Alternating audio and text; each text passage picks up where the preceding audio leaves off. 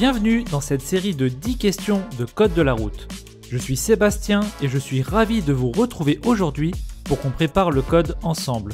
Concentrez-vous, essayez de ne pas être dérangé et dès que vous êtes prêts, on attaque avec la première question.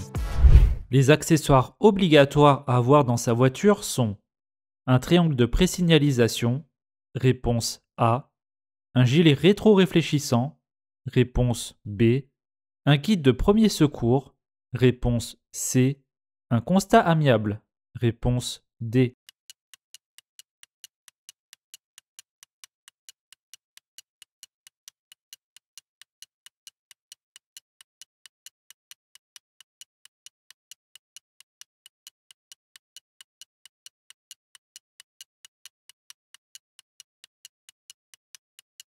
Il est obligatoire d'avoir dans sa voiture un triangle de présignalisation et un gilet rétro-réfléchissant.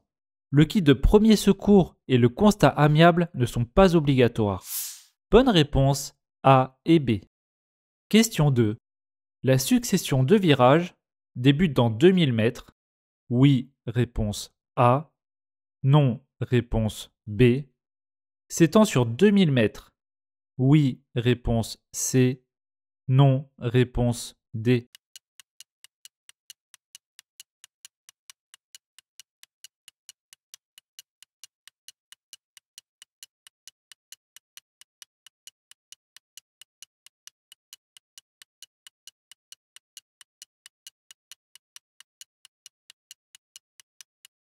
Bon, normalement, si vous avez vu la vidéo que j'ai sortie récemment sur les panneaux, vous devriez avoir la réponse.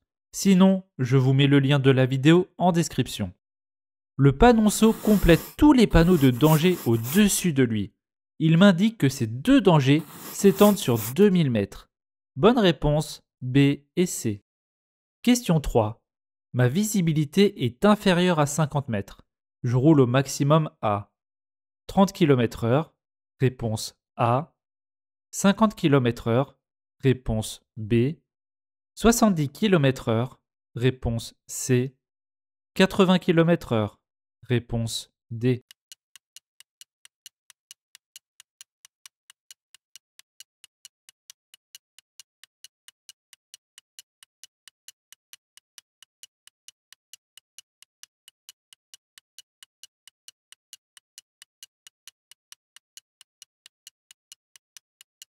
Lorsque ma visibilité est inférieure à 50 mètres, je ne dois pas rouler à plus de 50 km/h.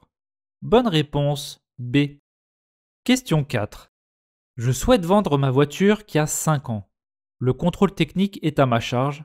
Oui, réponse A. Non, réponse B. Lors de la vente, le contrôle technique doit dater de moins de 6 mois, réponse C. 1 an, réponse D.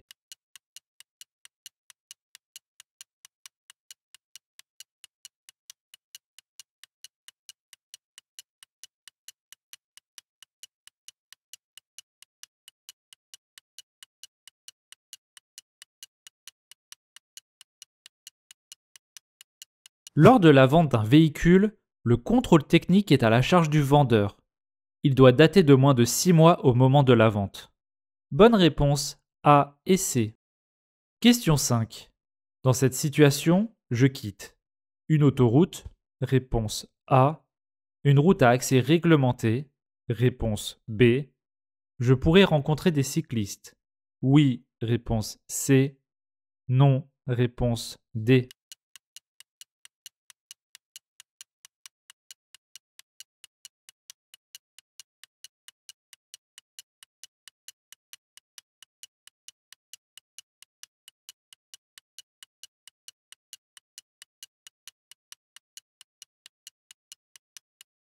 Ce panneau de signalisation indique que je quitte une route à accès réglementé où les cyclistes sont interdits.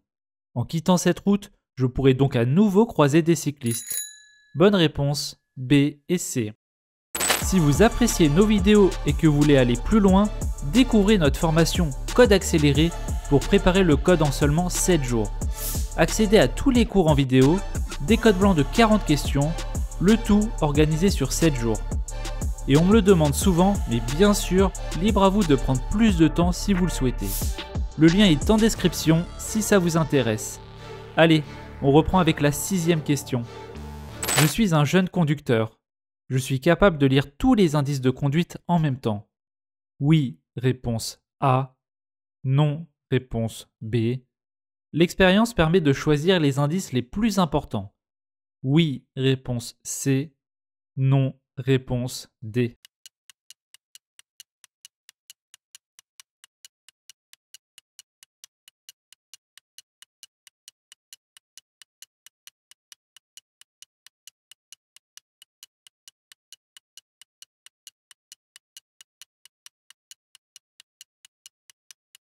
En tant que jeune conducteur, il m'est difficile de lire de nombreux indices en même temps.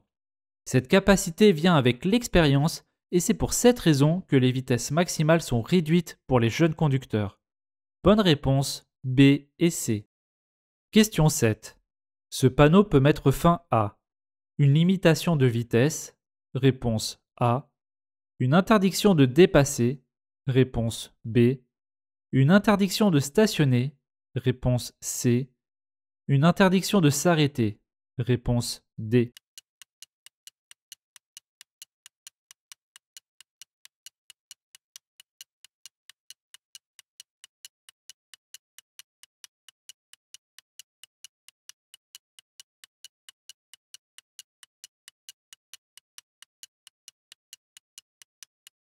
Ce panneau met fin à toutes les interdictions précédemment signalées pour les véhicules en mouvement.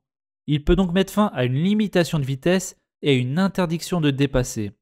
Mais il ne met pas fin à une interdiction de s'arrêter ou de stationner car ces interdictions ne concernent pas les véhicules en mouvement. Bonne réponse A et B. Question 8.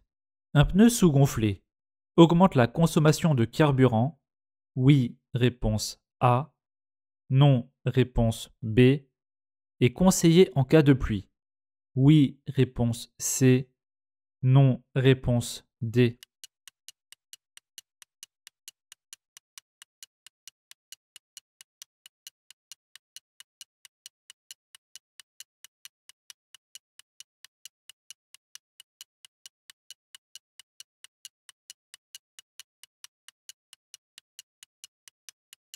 Un pneu sous-gonflé augmente la résistance au roulement et, par conséquent, augmente la consommation de carburant.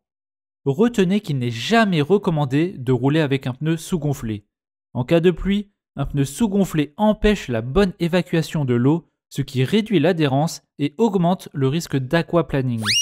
Bonne réponse A et D. Question 9.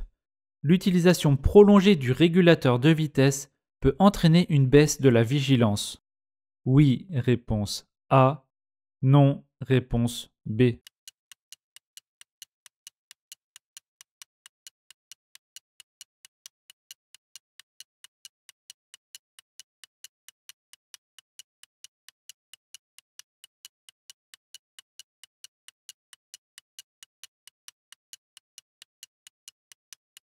L'utilisation prolongée du régulateur de vitesse peut effectivement entraîner une baisse de la vigilance à cause de la monotonie de la conduite.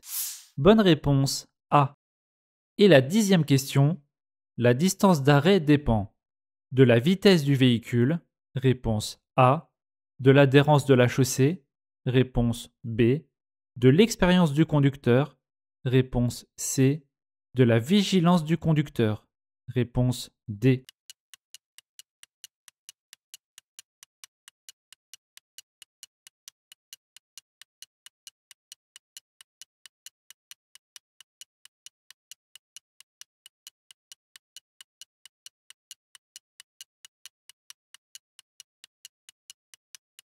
La distance d'arrêt dépend de la vigilance du conducteur, ce qui va impacter le temps de réaction, de l'adhérence de la chaussée, ainsi que de la vitesse du véhicule.